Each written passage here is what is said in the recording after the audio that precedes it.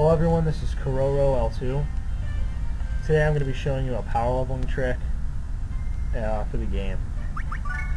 First you want to create something that has the failure title, just look and zip through your characters that does. I've already done this, I did it much earlier in the game. Now you should have killed the titleist in the previous level, the last previous level, but if you didn't, just start the chapter, the next chapter, and then go back to the area and do it. Because it'll still be there, and just get to it before the Manticore or whatever that thing is, the lion thing that attacks it is. I was going to name this thing Derek, but I realized my dungeon monk was already named Derek, so yeah. I name my characters after people I know in real life, or my friends from the anime club.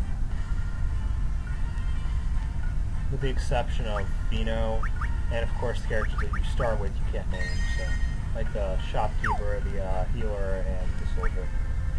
Now I place mine next to me, my guy's partner in crime, the dungeon monk that I'm going to keep. Now, the failure character I created was the Dungeon Monk, or at least his title's failure. I named him Quadruple Boy because I don't really plan to use them. They should have a title already ready for you to have when you create the Dungeon Monk. When you create your title list. Now just click on the list of titles, switch it out with failure, and failure will be in your list now. Go over to the Dungeon Monk and create a dungeon. You want them more powerful, like 30 or 40. But I found this took me a little while, and I created one by accident I didn't mean to. But a few days after that, I created another one. That worked. Like 26 would probably be okay, but I wanted a little stronger. Here we go, 47. Okay.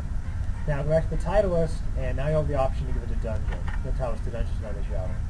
Give it to the dungeon you want that's stronger.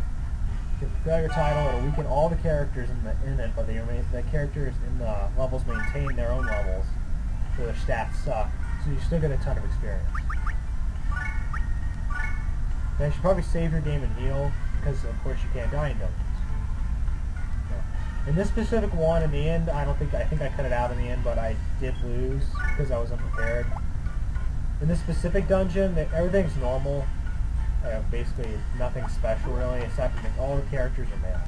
And with the dungeon's level, pretty much everything is random. Whether the floors slippery or bouncy, how many floors there are, the level, I guess the amount of weapons and everything. But in this level, there was lots of weapons. And what I should have done was ditch my characters, have my characters ditch their weapons or unequip their weapons. And pick the weapons up in the level and just whoop even more ass than they would normally. Because the attack power, and the defense of the enemy sucks. But so is their speed, honestly. But good for all 47 characters compared to like stuff that is new, like level 10 instead of new Arena. I believe it's like level 9, but you'll see. Okay. So we go in, as you know, yeah, there's quite a bit of weapons. The floors should always be random, but they should have the same like general things in them in all the levels. This one has 22 floors. It would take me a while to complete it. But the conditions are, of course, I think some of them you just have to kill the boss, but for most of them you have to cover somebody on the floor. And that includes like the neutrals usually, people with yellow bars. Okay, so instead of just confining them, I should have confined them to the things just based on speed. Like this one was a terrible pick right here. It ends up attack, but the speed is terrible. It subtracts 30%. This one doesn't affect speed, but gives more attack power. And I should just have them throw their weapons aside, but not overboard or out of battle. Just throw them up to the side and pick up a new weapon. Because Purple Woman increases their speed and just started mutilating them as a team. Because you won't level up much from actually killing them, but at the end of the battle, as you've seen, the experience gets distributed in specific ways. And that's where your characters really level up. And the snake is probably the most powerful weapon in my actual arsenal that I have, but it's just not as powerful as these weapons are.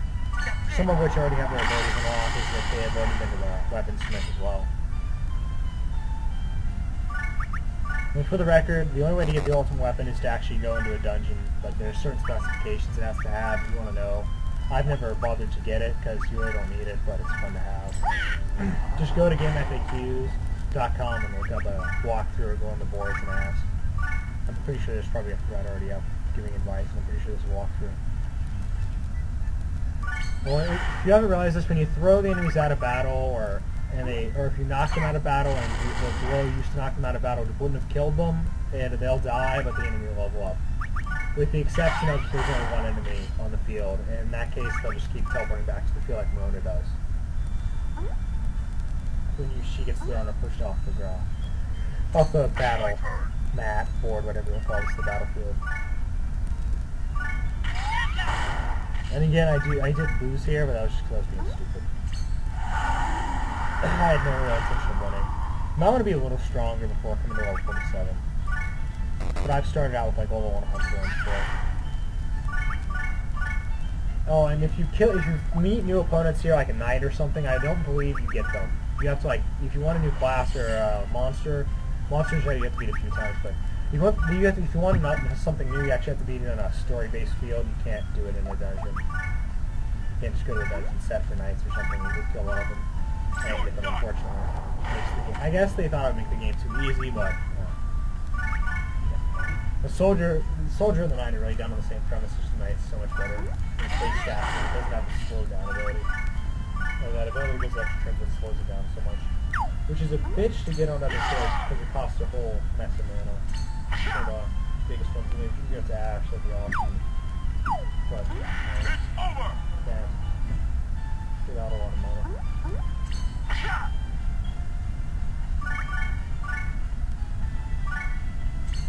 Okay, well everyone, I'm probably going to cut out here. I hope you are enjoying these Fanabray videos, as well as this is the second little trick in the game to help make the game easier and more fun to play. The first one being the male model,